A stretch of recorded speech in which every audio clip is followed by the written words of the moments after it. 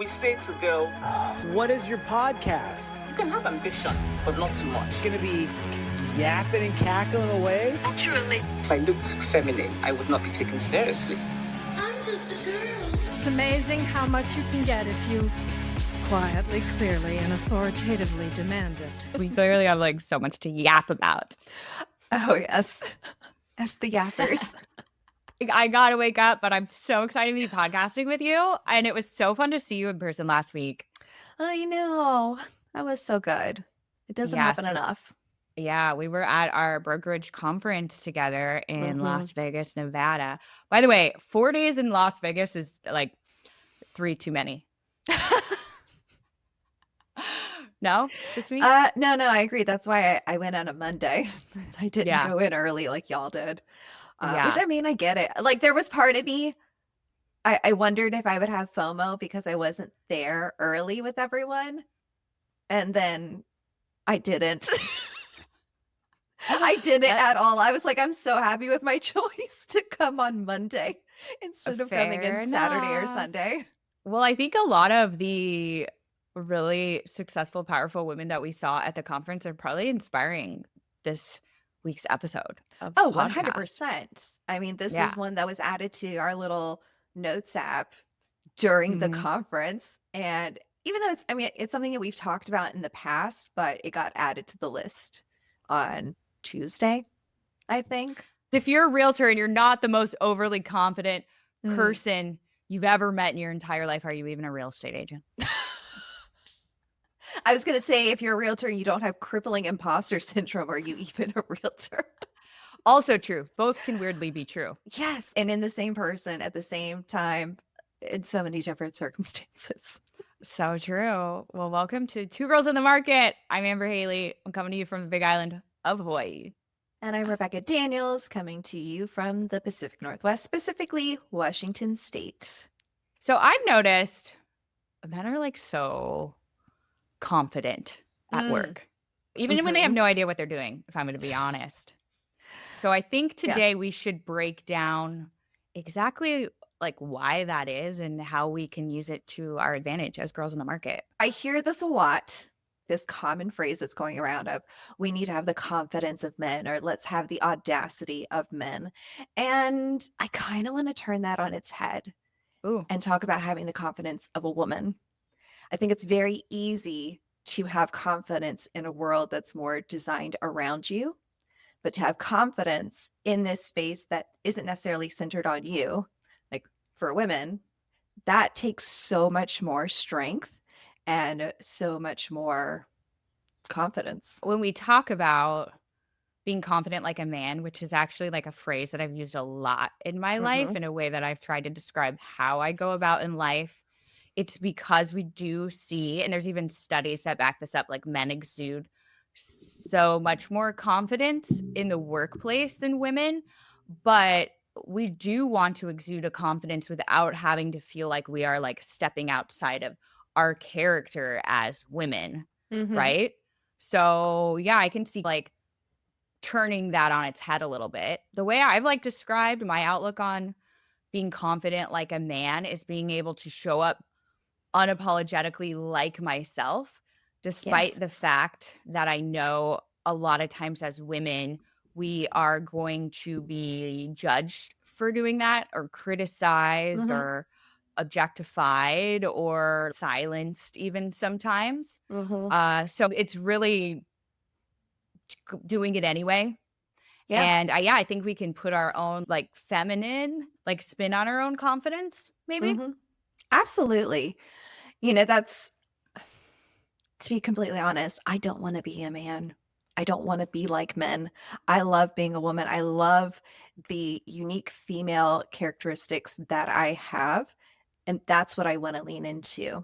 And like you said, I think a lot of women have grown up being told that they had to be soft and they had to be quiet and not take up space.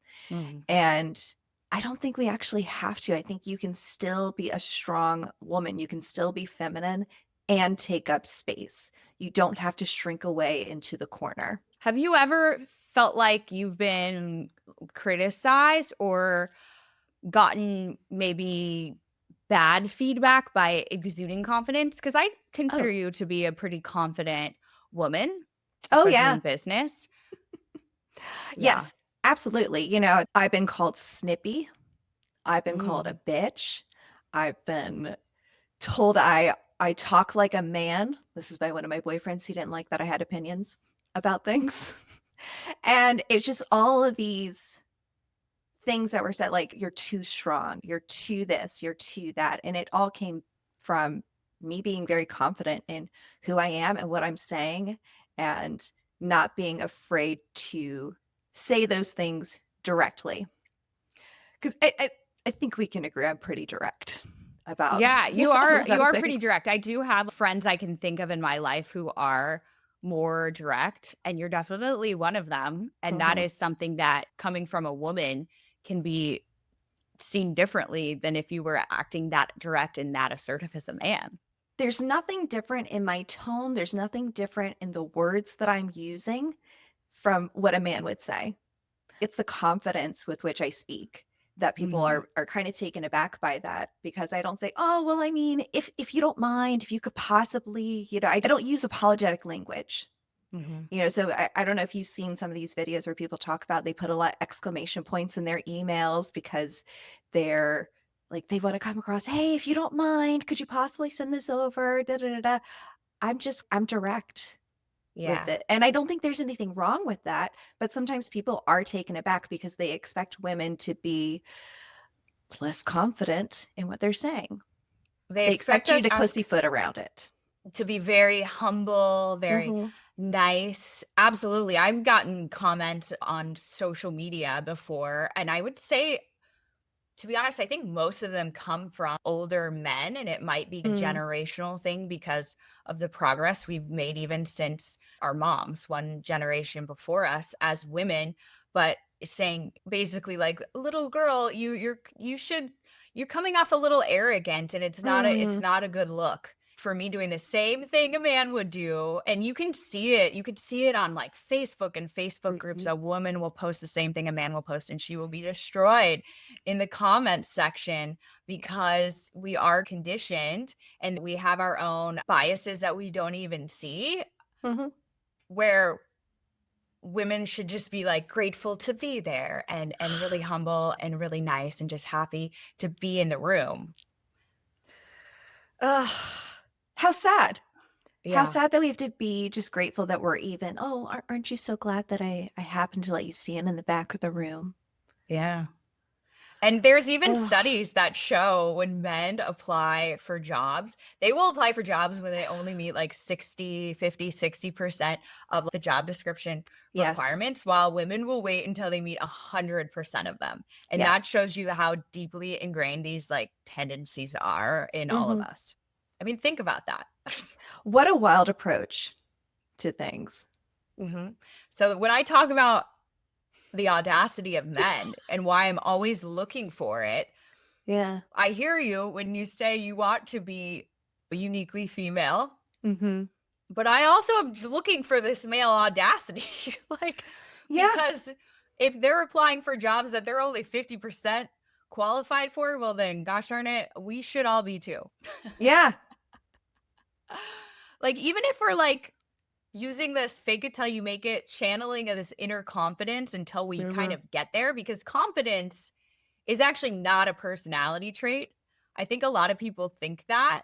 Hmm. They're like, "Oh, you're so confident because that's just your personality." It's actually not. It can be No. a learned skill that you have. Absolutely. Yeah. Yeah. And I think for some people who have maybe like a more gregarious personality, it can seem easier for them to be confident because they're just already out there a mhm. lot. But it is a skill that you can learn. And you don't have to be this extroverted person who's always at the center of attention to have confidence. You can be that person who is meek and mild, but has strength of character inside and still have confidence in that. You don't have to be the yapper in the middle of the room. You can be the strong silent type in the corner. That's totally fine. And that doesn't mean that you lack confidence.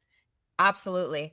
I think because we just got back, the two of us, from seeing each other in person and being at a work event, I think confidence comes in really handy when you're at something like a work conference, or maybe if you're like presenting at work, because I go to work events a lot to network. And I think being able to hone your confidence is a really, really useful skill in business. I really want women to be able to be successful in business. So I feel like networking is something I'm pretty good at. I think it's one of my superpowers. I think it's something you're pretty good at too. Do you think you have any tips for people who maybe don't feel that sense of confidence when they walk into a room? Maybe particularly if they walk into a room full of men. Well, I would argue that you're probably more confident than I am when it comes to networking. You are definitely the networking queen. I maybe lack a little bit of confidence in those situations, but I fake it. I fake it till I make it. That I can would help. That say, can help yeah, adapt like a mindset to make it like smaller and manageable. I say that I'm more of an ambivert, and so I do really well in social situations with a lot of people that I know, or very familiar social situations. So networking in these larger crowds is definitely a learned skill. Because I don't know if you know this, Amber, I was painfully shy growing up. Like, if anybody talked to me, I would blush. My face would go bright red. I did not like speaking in groups. I did not like approaching new people. I was the wallflower in the back, unless it was with like my little core group of people. And then I worked in hospitality and I had to meet new people like every 10 minutes because I'm checking people in and you have to make small talk. And I had to learn how to get over that by just being in this situation. You're constantly talking to new people and making them feel welcome. So Wow. I had to learn. I had to learn how to fake it till I make it. I don't think I blush when I talk to new people anymore. Yeah, But I've never noticed. So I wouldn't have thought that about you. So you're mhm. faking it till you're making it is Yeah, working. it's working. So here's what I do. Nobody is your enemy. I think if you go into these situations thinking that people are going to judge you or that they're going to look down on you or that they're going to be against you, then whether they are or not, that is the vibe that you're going to pick up. So I say, go in, your head held up high. Don't be afraid to just, when you walk into that room, do a quick little confidence scan. Have a smile on your face. It may feel weird, but it's okay. It's totally fine to be like that because honestly, 90% of the people are not even looking in your direction. So no one's going to see it. But it helps you enter that room with a little bit more, okay, I got this. And Yeah, then and they're probably feeling the same way. Everybody else in the room too. exactly. And arrogance is not confidence. So don't like go into conversations posturing because that is a good way to turn people off. Like people can tell when you're just puffing your chest up and no one's going to want to be around that. And I say just going up and greeting people and saying, hello, where are you from? Like we just came back from, we were at our brokerage conference. And so it's like, oh, where are you from? How long have you been with the company? These are easy topics to talk about. And obviously it gets annoying to ask everybody the same question, but it's an easy thing. It's an easy, or if you were in the same session together, what did you think about that session? I really liked this. What about you? Just trying to find those commonalities or common topics that you can discuss with a person. But I really prefer group networking.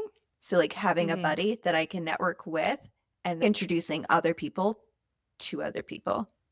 Oh, Does that yeah, make that's sense? always a good thing to do. I think especially as a woman, if we can also bring other women in and Mm-hmm. lift them up and give them some confidence, Mm-hmm. just like women have done for us, I think that's like such a powerful thing to be able to do. And Yeah. I think it's good to go into these situations with the mindset of not being like, oh, I'm not supposed to be in this room. Look at all Totally. these people. I'm not qualified. Instead, going with like a mindset of I am capable and I'll learn as I go. Yeah.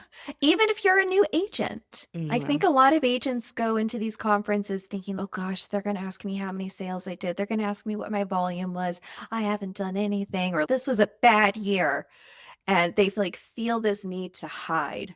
And most of the time, we're not talking about volume. Some people are going to ask you about your production. I say just be honest. It is what it is. But majority of the time, nobody wants to talk about it. Nobody Yeah. cares. Nobody cares. All are welcome, usually. I'd say one of my other tips that I would give people is to enter a space. So if it's like an in-person event, or even if you're like showing up on camera, Yeah, whatever it is, to enter a space and don't wait for your introduction. Don't wait for somebody to bring you in. You be the one to initiate. And then you're not going to be sitting there waiting and nervous. If you show up and you say, "Hi, I'm Amber," and you start the conversation, like that is going to go really, really far. And you will literally see how people's interactions with you change. And one of my biggest kind of secret tips I would tell people that can make you really good at networking and really good at connecting with other people is to just enter every room like you belong in there just as much or more than everybody else. And this does almost sound like arrogance. It almost does, because we as women, I think we almost have to switch to what we in our minds consider arrogance because of the way that we're conditioned. Almost like a lot of us will have to overcompensate. I think that's my theory. It's a mindset thing. Yeah, it is a mindset thing. So if you go in with this attitude, I mean, this is what I do. Take it for what it's worth. Of this person should already know who I am. Like if you go in with so much confidence, like you will actually confuse them and they will actually believe that they are supposed to know who you are, and you will see the way they interact with you change just by entering a space or a conversation or a place confidently. Like, ooh, honestly, Amber, that feels so tough to do. Like internally, I'm like, how could I possibly go up to somebody and be like, you should already know who I am? Like that feels so foreign to me. But at the same time, like I see what you're talking about with having the audacity of men. Yeah. Because that's what it is. So, I mean, if you're listening to this and you're like, oh gosh, I don't know if I could do that, you're not alone in feeling this way. I love it though. I love this Amber method of you should just already know who I am. You should. That's the vibe. And they why haven't you met feel me that yet? way? They're like, oh, if you walk in like you're really something, because you are. You do have a right to be there. Yeah. You have a right to take up space in the world. You are It's just true. as capable as everybody else in the room who is just maybe showing up more confidently than you are. And for me, because I've practiced the skill so much, it's almost become a fun like game to me, because I don't feel like there's a lot at stake. I'm not constantly afraid of failing. Like the worst case scenario is that somebody ignores you, or like maybe you feel a little bit embarrassed or awkward for 1 second, but usually that's not going to be the case. And yeah, there will be the occasional person who does think that you are arrogant, especially if you are a woman. It is why I choose to show up borderline obnoxiously on the internet, because I do feel like I've honed that confidence skill and I can take the heat a little bit and handle it, because I want to show women that we can be as loud as the men, truly. Amber, where was this tip before? Why didn't you tell me that I needed to walk into every room acting like everybody should know me? Well, now you know. Unbelievable. They should know who you are, and they will feel that. All right, next conference. You have to learn how to self-promote without feeling like it is arrogance. Now, you are right. There is a fine line between, like, nobody likes an arrogant person. Yeah, we've all met them. all, like, we've yes. all seen them, and it's just like, oh, this person again, they're exhausting. I know. So I feel like I've been. I had a business partner who was extremely arrogant, and I felt like a lot of people kind of distanced themselves from us because of him. And so I think dealing with a lot of that backlash also made me like, ooh, let me be the opposite of this. I don't want anybody to think I'm anything like this person because of just how they were received by so many people, because they were so arrogant. It was it was a lot of posturing. It was a lot of false confidence. Or, I mean, I don't think it was false confidence. I think he truly was that confident, but literally why? Why? Oh, yes. Like I said in season 1, may we all have the audacity, delusional self-confidence of men in real estate. If only. But no, it is good to have the correct allies at work, for sure. Like you were saying, it does change your mindset when you know you have people who support you, and also when you know that you're aligned with people who are going to represent what you also want to represent yourself as and not isolate and polarize other people. Yeah. Yeah. It can be challenging, especially for us as women, to use our voice. Quite literally, it's something I didn't do for a lot of years of my life. And so it's something that I will always do. I will always speak my truth. I will always speak up. And I notice all the time when I am in meetings, and I'm sure you have too, Bekah, Mm. when gender dynamics are in place. I can't tell you how many Zoom meetings I'm in where all the women, we will click the little button to raise our hand and wait our turn. And the men just blurt out and just blurt out and just blurt out. And honestly, I think most of the meetings I'm in, even if it's 50-50 men and women in a meeting, I think most of the voices are male most of the time. And so I really always want to challenge women, and I constantly challenge myself. I mean, literally, even in a meeting that I had today, I had to remind myself to speak up as much as the men do. In fact, try and speak up more than they do, to try and a little bit overcompensate as a mindset thing. So I think using your voice, knowing that your voice and your opinion matters just as much and that it's valuable, and you're actually like kind of robbing the world of your gifts. That right there, what you said, your voice is valuable. Your Mhm. opinion is valuable. That is the key component that we need to focus on. And that helps you have confidence, is recognizing your own value. People do want to hear from you. The unique perspective that you have should be shared. Yeah, absolutely. So I'm going to challenge everybody this week to, if you're a woman, if you're a man, don't. No, I'm just kidding.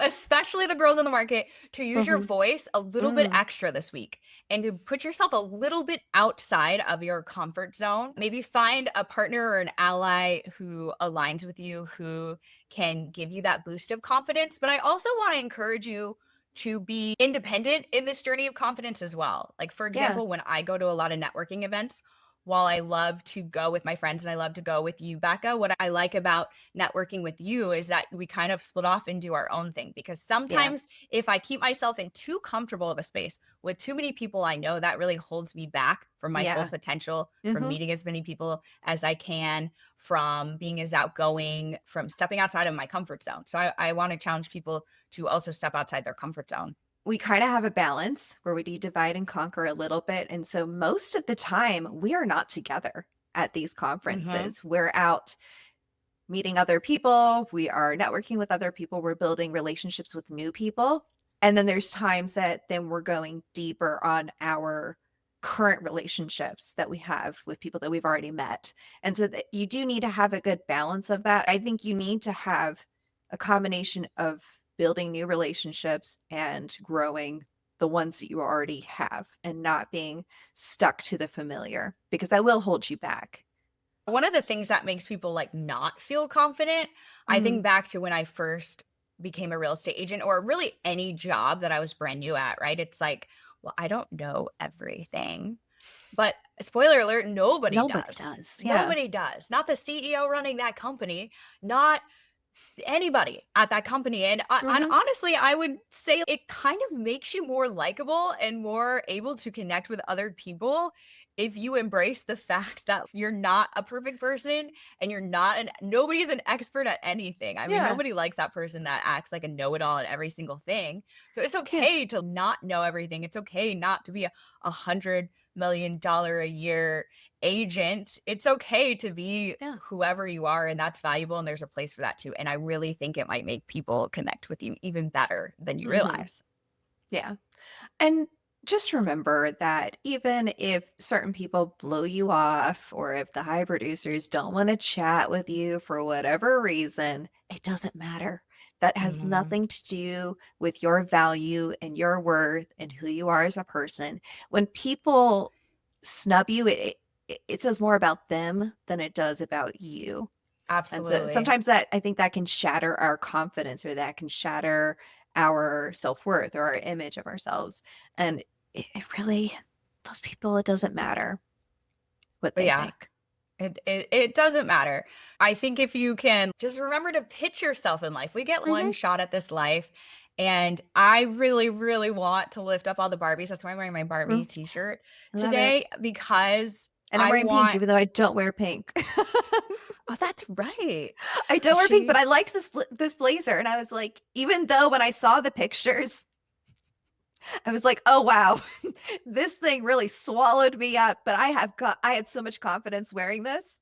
Even though when I saw the pictures, I was like, maybe I shouldn't have had so much confidence, but whatever, because it's No, fine right here. I love it. Don't forget, Bekah, men tend to overestimate their abilities. They probably overestimate their suits and their blazers. They were raised that way. There are studies that show this, that they have confidence instilled in them at an earlier age than we do as women. So by the time they're our age, which we don't need to mention what that is, very close to 40 for some of us, they tend to be very overconfident individuals. And we're a lot of times just like, oh, well, I'm just happy to have a full-time job here. Pardon me.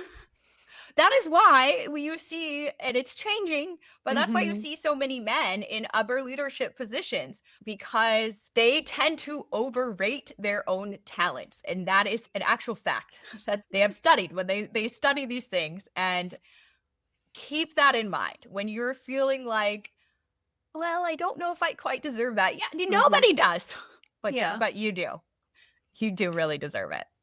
So at this conference that we were at, we went to a women in leadership breakfast, which was really good. We got to hear from the female leaders in our company and also a special guest speaker. One thing I really appreciated about what Leslie Appleton Young said was, why would you want to be small?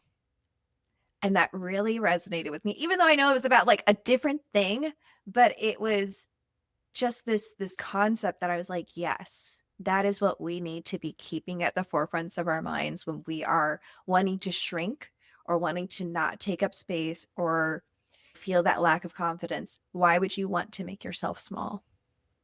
Exactly. Be big, be loud, be unapologetically female. Embrace all the beauty of who you are and have confidence in that.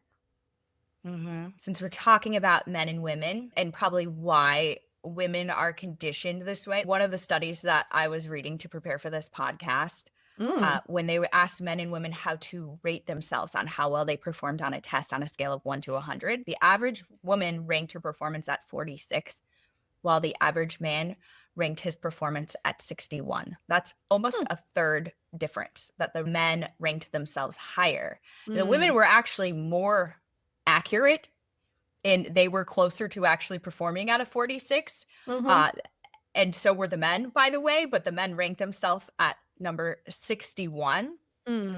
This is a pattern that we've seen, but it's also not surprising, because when women have engaged in more assertive behaviors, it does tend to backfire more on women. And that's something we haven't really touched on.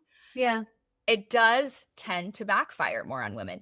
And that does lead women to rationally censor themselves and second guess themselves in certain ways. And I can say that very confidently as a fact. I've seen that affect other women. I've had that personally affect me, not just those like social media comments of, oh, little girl, like you should be a little bit less arrogant, but I've had to point out to male coworkers, or even like my father, who I was explaining a sticky situation at work to him, and he was like, well, why don't you just go tell them that? And I was like, it's not quite the same for me to go say something, because this is not just my opinion. This is fact. Women are not actually believed at as high of a rate as men. A lot of the things we say are attributed to our emotions or different things like that. So there are reasons that we as women do act less assertive. And that doesn't mean we shouldn't still challenge those kind of social norms and that societal conditioning. So as you were talking, I was thinking about all the times that men have gotten mad at me because I say that I'm right 99% of the time. They're always upset. And that's one of my favorite litmus tests with people, is I want to see how they react to this. And like, no, you're not. And I'm like, but I am. Listen, if you can tell me, if you can prove to me that I am wrong about a situation or a concept or whatever, that's fine. Like, I am happy to adjust my understanding, but I'm right 99% of the time because I've done the research. I've looked at the data. I've come up with this. It's not something that I'm just arbitrarily stating. And like, well, that's not possible. You're too arrogant. You're too confident. And I'm like, yeah, but if it's a fact that I'm right, it's not my opinion. It's a fact. Yeah.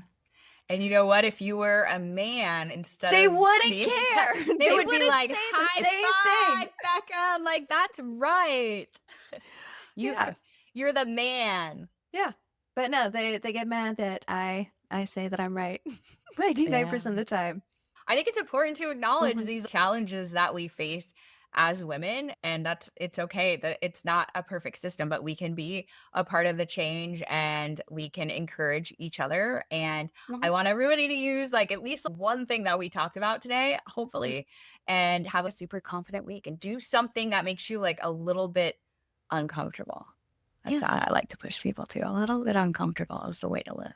Wear a more fashion forward outfit than you usually do. I mean, this is kind of like the silly stuff. Or talk to somebody and shoot your shot. Not with Amber, though. Well, Hey, put yourself out there. you talked about just entering a room, like everybody should know who you are. I want to get your take on this. Okay. I was meeting a new boyfriend's family, and I brought flowers for his mom as a gift. And I didn't wait for him he was coming into the house behind me. We went to his parents' house. I was meeting like his whole family, like sisters and everything. And I thought he was right behind me, but he wasn't. And I just entered the house. I entered the kitchen like I've been here before. And I was just like, hi, everyone. I'm Rebecca. Where can I put these flowers? And then after the fact, I was like, that was maybe a little aggressive the way I just entered this home and made myself at home in the center of attention. But I don't know. Is that the kind of confidence you're talking about? Is that what we should be doing at our networking events? Just enter the room and be like, hello, world. I'm Rebecca. I think so. And I think the fact that you felt a little uncomfortable probably meant that you were doing it right. Mm-hmm. How do you feel like you were received? Do you think anybody felt the level of discomfort you felt? Or you think they're like, oh, that's a woman? Hard to say. I think it turned out fine. I think it was so probably too. fine. But yeah, honestly, Becca, sometimes I can see that when I am at my most confident, I can see how it disarms people and throws them off. And you kind of get them right where you want them then. Like truly, if you have enough confidence, they are confused enough to go along with it and be like, oh yeah. Yeah, like, sure. I am supposed to know who she is. Okay. Yeah. And they talk to you like you are an equal. Mm-hmm. Whereas you might, if you go in and you're meek and I'm just like happy to be here, you might not even get FaceTime with the person that could give you your next big opportunity. So yeah, I absolutely think that's how you should enter a room. Just like that. And just don't be emotionally attached to the outcome of whatever that conversation or interaction is, especially at these conferences, because everybody meets so many people that if you have a bad interaction, they're not going to remember you anyways. So it's no harm, no foul. It's very true. I mean, I could tell you embarrassing stories all day long of ways that I have confidently walked in and just it did not go as planned. And you kind of have to have a sense of humor about that. I think that helps too when you don't take life so seriously. I feel like you have to share one of those stories now.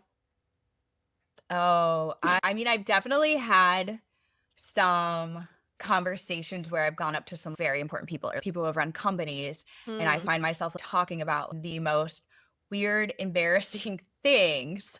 And then, you know, when you're like laying in bed at night and you're like rerunning all of the social anxiety you had throughout the day, you're like, why didn't we? They must have thought I was so crazy. But honestly, I don't think that anybody really thinks that. I think that when you have normal, weird conversations with people, you probably disarm them even more because they're like, she is so confident she's talking to me like I'm just a normal person. And actually, I don't know, I'm constantly embarrassing myself. And I think doing that and being okay with that is what makes me a more confident person. Like, you can't sweat the small stuff in life. And by the way, it's Yeah. all small stuff.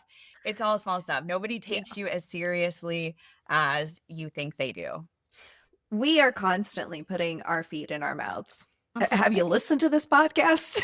Yeah, There's it's so actually many really things. dangerous for us to record the things that we say for all of posterity. But You would think more things would end up on the cutting room floor, and yet and yet, feel free to go back, and if you don't know what we're talking about, just listen to all of our episodes. Literally like, subscribe, any and of them. comment, and review. Helps other Yes. people hear our embarrassing stories. One recent memory I have is me walking down the staircase, and I was like, oh, my outfit's so good. Like, there's like so many important people here. So confident, and like Mhm. in front of a whole like auditorium room of people, fell down the stairs. Just take a bow. It's Take so a bow. relatable. And like, once that happens to you, there's really nothing that can hurt you. Truly, truly. So yeah, just be confident. We all fall. We're all human. It's great. No big deal. Be confident like a man. Unapologetically yourself, regardless of any repercussions you think you're going to face. We know you can do it. We believe in you, so you should Same. too. So, on this note of whether you fall down the stairs or enter a room where you know nobody, do it with your head held high and a smile on your face. Like, subscribe, share, and review our podcast. Yes, this is a shameless, confident plug of us. You can follow Amber Haley at Amber Haley. I don't know what your Instagram At is. actually. amberhaley.hawaii and at Homes with Bekah on Instagram, because you should know who we are. You should. How do you not already know who we are? How What could is- you not? Are It's you very living under weird. a rock? It's so embarrassing. Absolutely. So until next week. Bye. Bye.